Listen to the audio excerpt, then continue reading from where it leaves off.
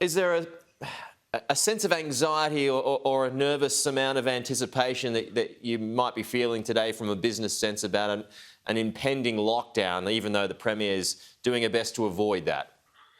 Good morning, Pete. I think there's probably a bit of both. There's certainly anxiety, there's nervousness, there's just uncertainty. That's the key word this morning about what's going to happen.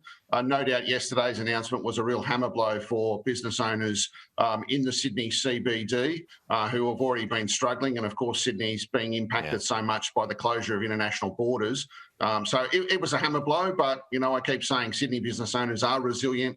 They've been through this before. If we all do the right thing, hopefully it will only last a week, or perhaps even, we can lift those restrictions even sooner.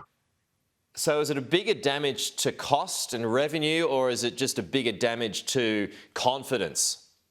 Well, look, it's a bit of both. Right at the moment, it's cost and revenue because people are cancelling events and people have bought, food and staff and all of those sorts of things. Logistical things are a big issue right now. But of course, the longer this goes on, it impacts on confidence and it impacts on future bookings and people who are going to book their weddings and their receptions and their conferences and all those sorts of things in the heart of the Sydney CBD, which we thought we were, getting on top of. And there had been quite a strong bounce back in terms of that event sector. Well, again, the longer this goes on, that really does impact on confidence. Yes, and then what's going to happen? Long term, you had the Treasurer announcing that there's going to be extra vouchers to try and get people into the city for those long lunches. Damian, is there going to need to be more of those?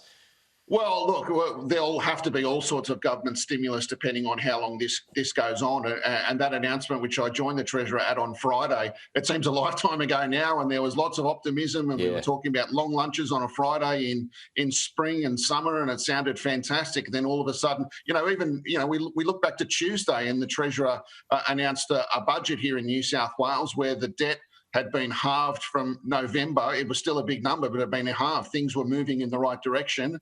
And then we have this. But look, the government has done a sterling job so far in managing it and taking the advice of New South Wales Health. And as a community, we've got to back them on this and do the right thing. And that's why we implore people to don't get complacent when it comes to checking into venues, checking out of venues, get vaccinated where possible and when possible. Do the right thing and we can get through this. Is it frustrating to know that it's not part of the public health order that these drivers can pick up air crews unvaccinated and do it without a mask as well? We're talking about patient zero here.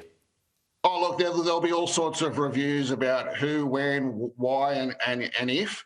And look, I know that New South Wales Police and the authorities are looking into whether public orders were broken or what was particularly in the public health orders. At the moment, we're at the receiving end. So we've just got to wonder about how we can get through this and how we can stop the spread. And that's why, the New South Wales contact tracing has been superb so far. We've got to keep that up.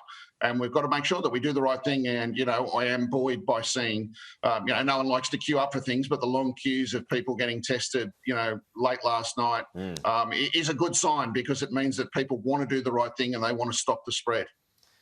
Did complacency creep over business as well, Damian? I was chatting to Victor Dominello a couple of weeks back and he said, just simply registering for QR codes, and we know how effective they can be.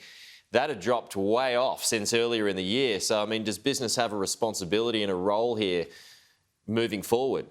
Oh, absolutely. Everyone is in this together. I know it's a cliche, but it's so true. And there's no doubt that some business owners were very lax, very complacent in asking people to sign in and perhaps, one person would sign in at a party of 10 or something like that, particularly in restaurants or cafes or things like that. And people, saw the colour of their money and they wanted them to sit down and they wanted to serve them a coffee and those sorts of things. Everyone has the responsibility to maintain the rage, so to speak, and ensure that we all do the right thing, whether it's business owner, employees or customer. Damian Kelly, it's been a while. It's good to see you, though, my friend. It has been, Pete. Yeah, it's been great to see you too, Pete. Are you gonna miss the Olympics this year? I am going to miss them, unfortunately. It's just not a good time, and 2 weeks of quarantining didn't sound like a great deal of fun for me. A little bit too hard. Damian, good to see you though. We'll chat to you again soon. Yeah, look forward to that, Pete.